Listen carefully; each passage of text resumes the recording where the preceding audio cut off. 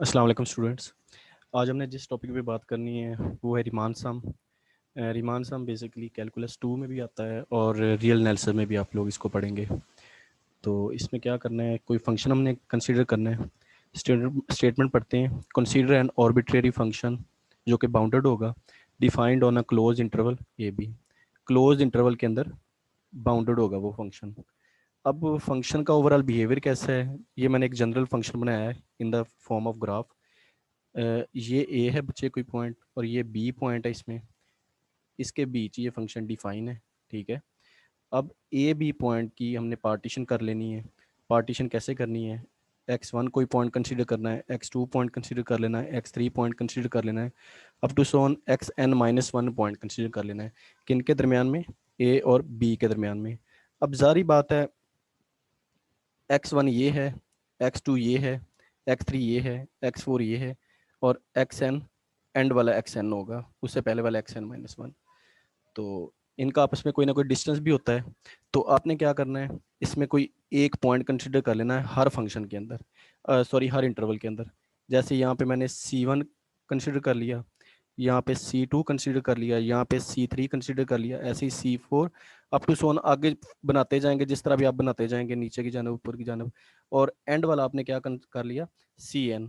अब जारी बात है, एक फंक्शन है और रियल लाइन एक्स एक्सिस के ऊपर पॉइंट पड़े हुए हैं, तो उनसे रिलेटेड फंक्शन वैल्यूज भी होंगी।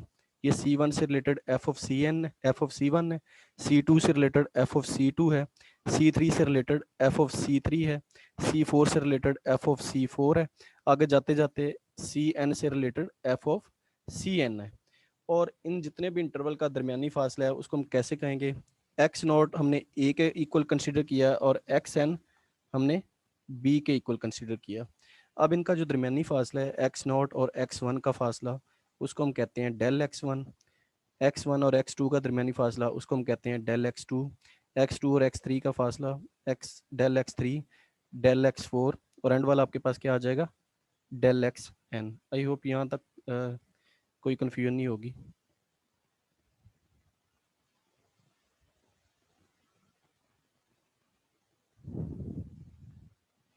अच्छा, अब हमने जो पॉइंट कंसिडर किए हैं, देखें, ये C1 पॉइंट है और यहाँ पे f of C1 है। तो x1 से भी एक लाइन ड्रॉ करनी है हमने, इसके बिल्कुल जो यहाँ पे आकर रुक जाए, और x0 से भी एक पॉइंट आपने ड्रॉ करनी है जो बिल्कुल यहाँ पे आकर रुक जाए।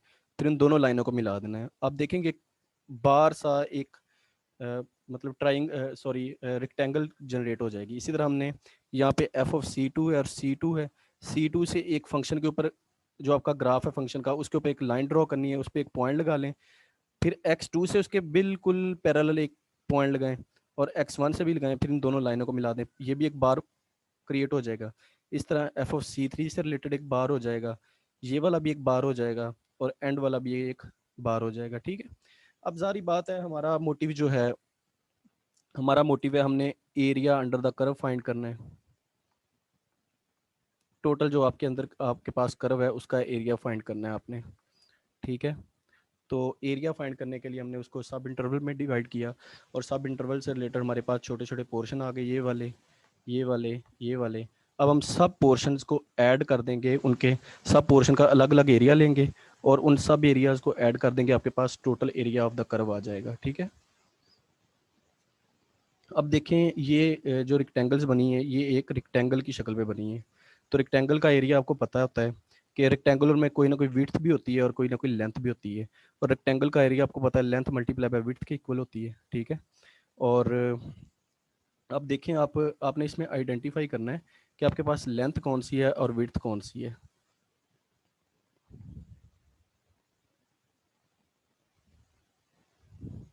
देखें, C2 C2 F of C2 तक आपने एक लाइन ड्रॉ की थी, वो हर बार की लेंथ बन जाएगी। इसमें F of C1 लेंथ बन जाएगी, इसमें F of C2 लेंथ बन जाएगी, इसमें F of C3 लेंथ बन जाएगी, इसमें F of C4 लेंथ बन जाएगी।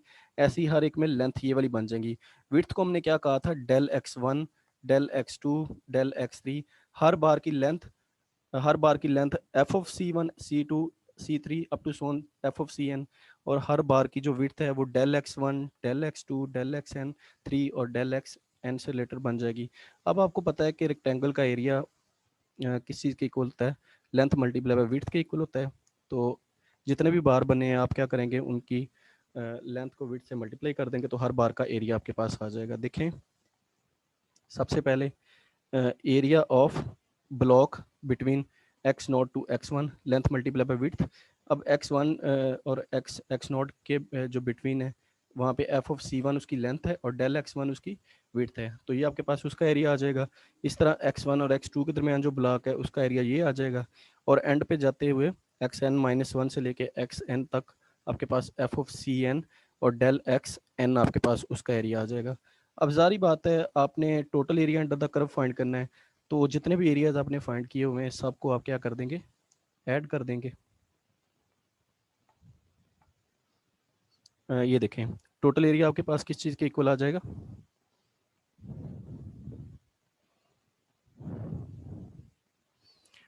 टोटल एरिया आप सब एरियाज को ऐड कर देंगे, आपके पास टोटल एरिया आ जाएगा, ये वाली इक्वेशन। और उसके बाद आप इसको ऐसे ना भी लिखना चाहें, आप एक सिग्मा नोटेशन लगा दें, आपके पास टोटल एरिया आ जाएगा। यहाँ तक आई थिंक सबको क्लियर है। आगे देखें, the equation one is set to be Riemann sum. जो आपके पास इक्वेशन वन आ जाएगी, ये कर्व का एरिया फाइंड करने के वाले से, इसको हम रीमान सम कहते हैं। कैलकुलस 2 के अंदर भी और रियल एनालिसिस 1 के अंदर भी ये टॉपिक है रीमान सम के नाम से। तो आप ये जो आपके पास इक्वेशन नंबर 2 बनी हुई है, यहाँ पे एस ऑफ एस लिख लें टोटल सम, ये आपके पास रीमान सम के इक्वल होगी। आगे हमने क्योंकि हम शुरू से पढ़ते आए हैं कि integration as area under the curve होती है, वो कैसे होती है, हमने अभी कहा रीमान सम भी एरिया अंडर द कर्व होता है। और इंटीग्रेशन और रीमान सम के दरमियान ताल्लुक क्या है, बेसिकली जो इंटीग्रेशन होती है वो रीमान सम की मॉडिफाइड फॉर्म है। देखें आगे टॉपिक है Riemann sum as definite integral. अब अगर आपने जितने भी पॉइंट लिए हुए हैं, ये जो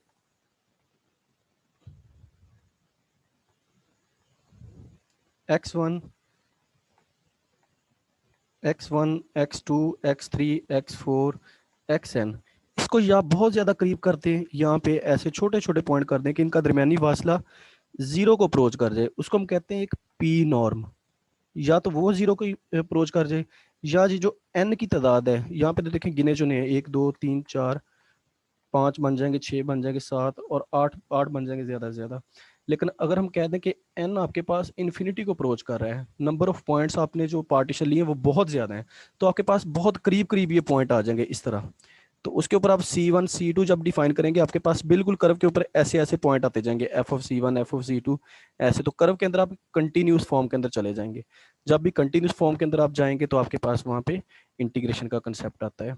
तो बेसिकली यही इसके दरमियान रिलेशन है।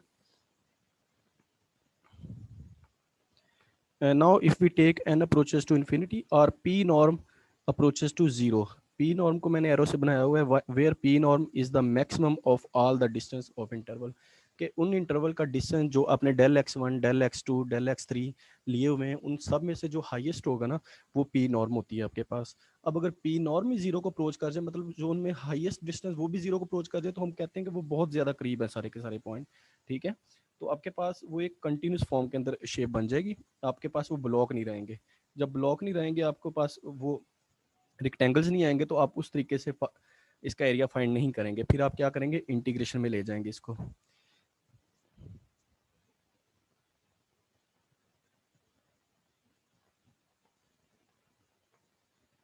तो यही मैंने डेफिनेशन नीचे लिखी है, demand sum as definite integral, कि जब उस पर लिमिट अप्लाई कर दें एन अप्रोचेस टू इन्फिनिटी और P norm approaches to zero, यहाँ पे वही के अप्रोचेस टू 1 टू एन, और यहाँ पे भी सिग्मा के अप्रोचेस टू 1 टू एन। आपके पास limit n approaches to infinity put कर दें तब भी डेफिनेट इंटेग्रल आ जाएगा आपके पास, और limit P norm approaches to zero put कर दें उसके ऊपर, तब भी आपके पास डेफिनेट इंटेग्रल आ जाएगा। ठीक है क्लास, आई होप आपको वीडियो अच्छी लगेगी, और इसमें किसी किस्म की कन्फ्यूजन हुई तो आप मुझे बता दीजिएगा। ओके, अल्लाह हाफिज़।